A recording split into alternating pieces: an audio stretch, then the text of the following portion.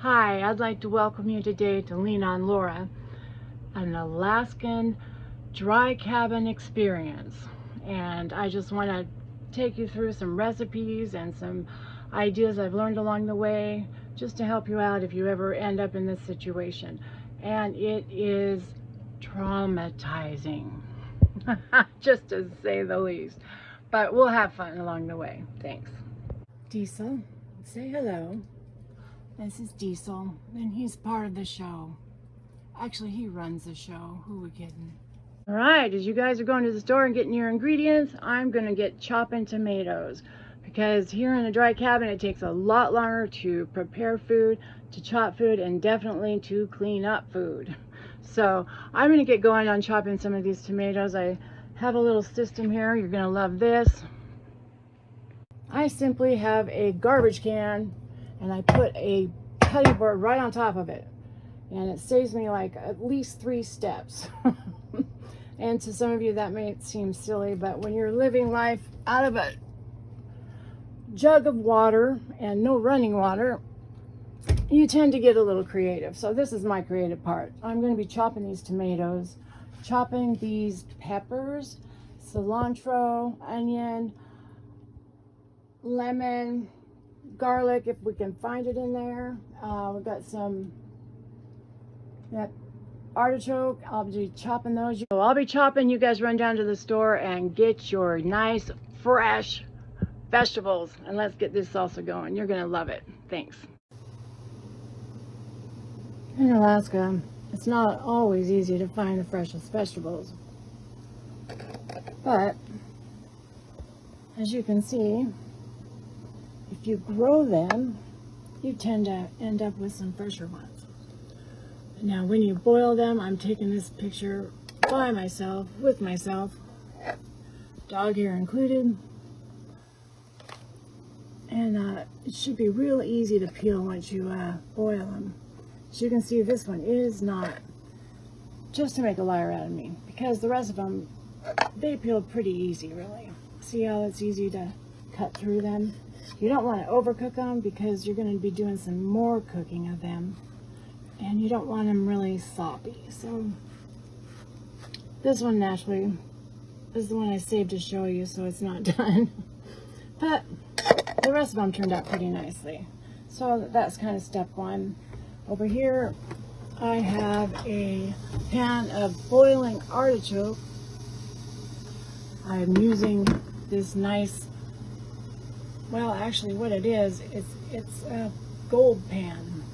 So up here in Alaska, they've got all kinds of uses. See, this makes a perfect lid for my pot. All right, so real quick, I want to show you a little trick here. I'm sure you figured this out if you're cutting your tomatoes, although yours are probably fresh. But you want to clean them up a little. This is a hard core inside this one, so I'm just kind of chopping away at it. One of the biggest dangers up here in Alaska, I'm assuming you're up here if you're down there, so up here in Alaska, one of the biggest dangers of cooking anyway is falling asleep out of boredom. So some people play music, other people talk to their dogs. I'm really not sure what people do, to be honest. I just kind of hang out.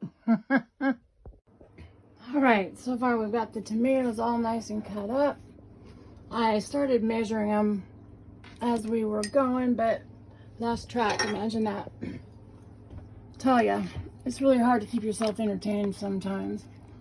I'm gonna have to get a marker and start writing on the refrigerator. But here we go. We got 2, and this is just approximate because I don't really measure much anymore. 4.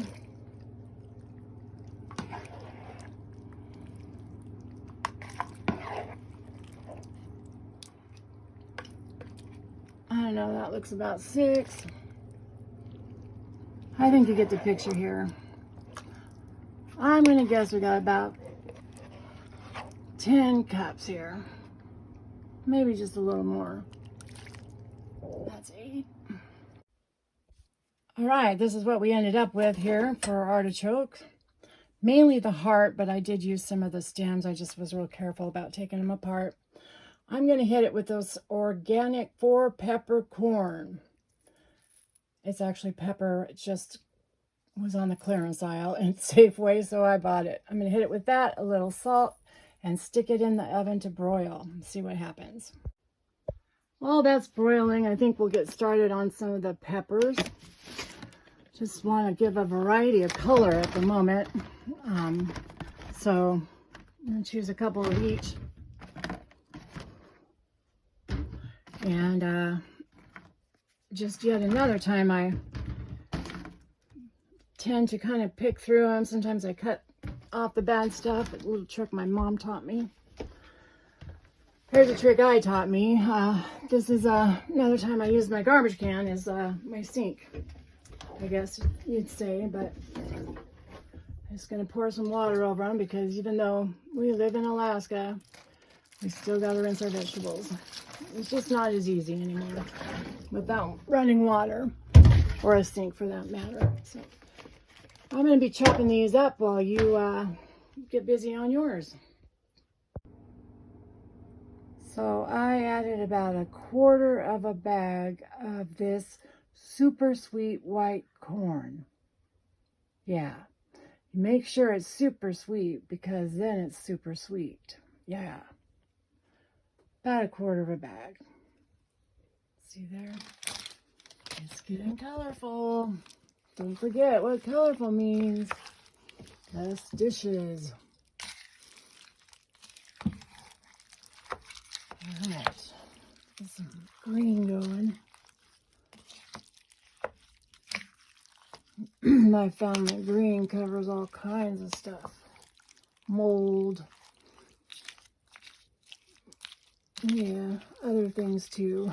I can't think of them. But yeah, we just want to get some color in here. Oh, we got to put the artichokes in. Let's check them out. I know you guys are just dying to see how those turned out. Look at that.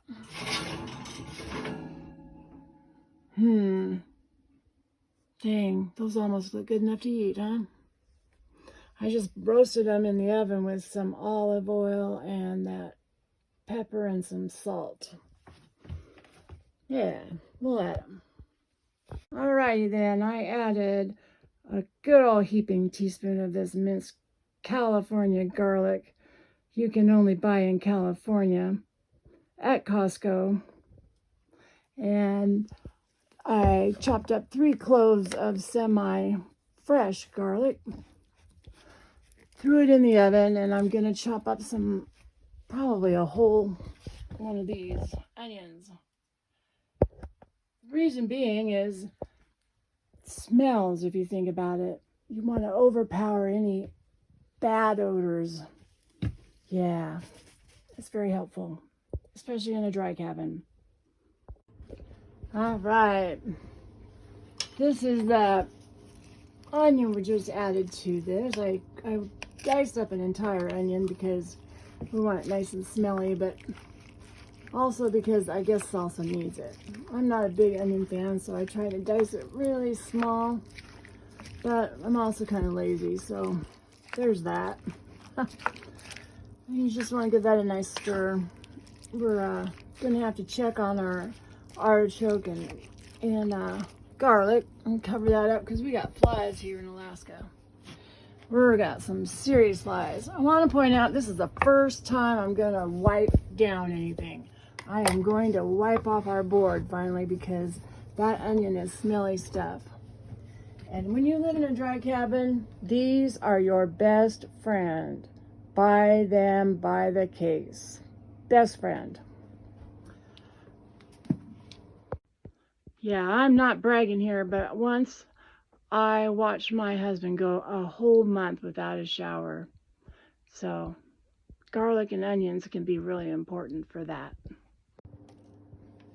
This is my favorite part. It smells so good. The cilantro, the fresh cilantro. If you can, you want to save yourself some for adding it after you've cooked the salsa, because it really is good to put in fresh as well, but I didn't have that much because, hey, we're up here in Alaska. We're lucky to get any. That's what they say. I don't know. But anyway, it also adds a beautiful color. We've got all these colors. We've got green and red and yellow and orange. And I know I'm missing, oh, white. I know I'm missing something here. Oh, we're going to add those artichokes here in a minute. That'll be fun. I got to share with you my little secret, and I'm pretty sure this is illegal, so I'm going to put my finger over the name brand. This you can buy in all kinds of different brands, but my favorite rhymes with hall or fall or tall.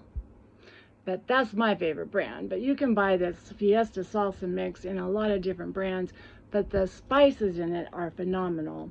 Reminds me of going somewhere like a fancy Mexican restaurant and ordering the salsa off the menu. It's very good flavoring.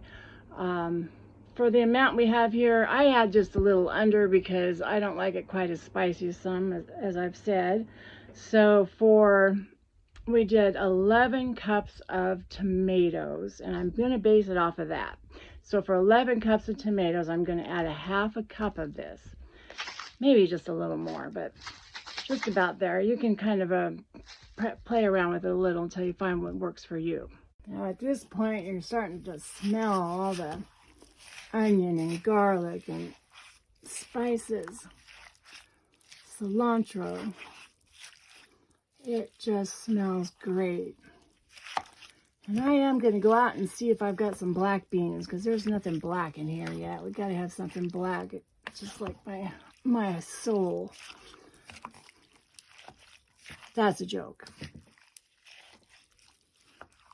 Anyway, all right, I got this nice and stirred up. And we're going to go check on our concoction in the oven. If you remember, we've got artichoke with lots of garlic.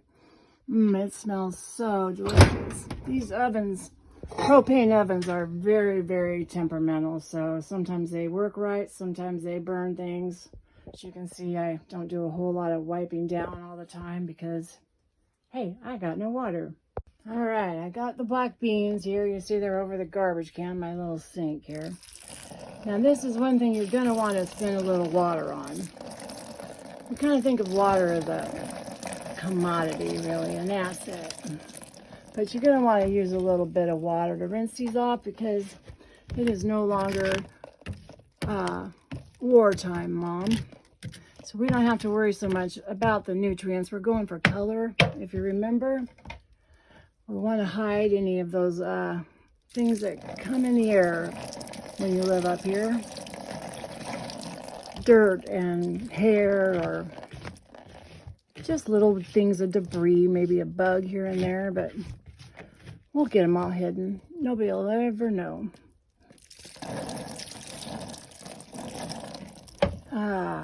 Yeah. I like some black beans. These aren't very black. They're supposed to be, it said on the... But they are organic, so they don't have any dyes in them. Not that I care about that, but my daughter does. So we're going to do this one for her. And we rinsed them to spite my mom. I'm sorry, but these are going to go in next. All right, so I had to hit pause. I need to go see if we got some more propane. We have a propane stove in here, and hey, no truck. So I'm hoping we got some propane out there, or I'm going to have to bust out the big burner and plug it in. So I'm just going to take a quick break. Now might be a good time for you to do the same. We'll be back. All right, so obviously I couldn't find propane, and I've added the artichokes.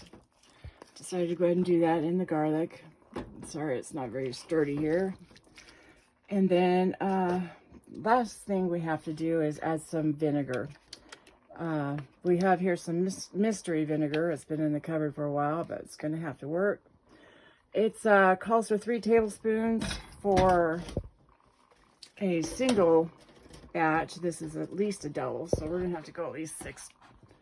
But you can always taste it. If it needs more, you can add a little more, because you can try, you know, after it cooks a minute. We're going to let this cook for about 15 minutes and get nice and hot before we start bottling it in our jars that we've already boiled and canning it. You notice throughout the day my hair has just gotten better and better, so feeling good about that. Anyway, they turned out beautifully and they taste even better.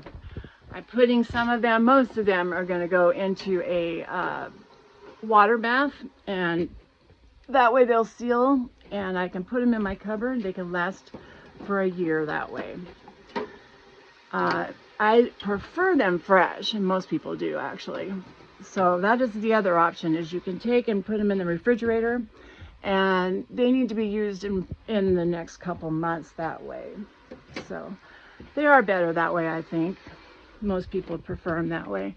But here in Alaska, we have to preserve things so that we have them through the winter. That's the whole idea of it. Oh, that's a nice close-up. Anyway, it was sheer fun today. I had a great time.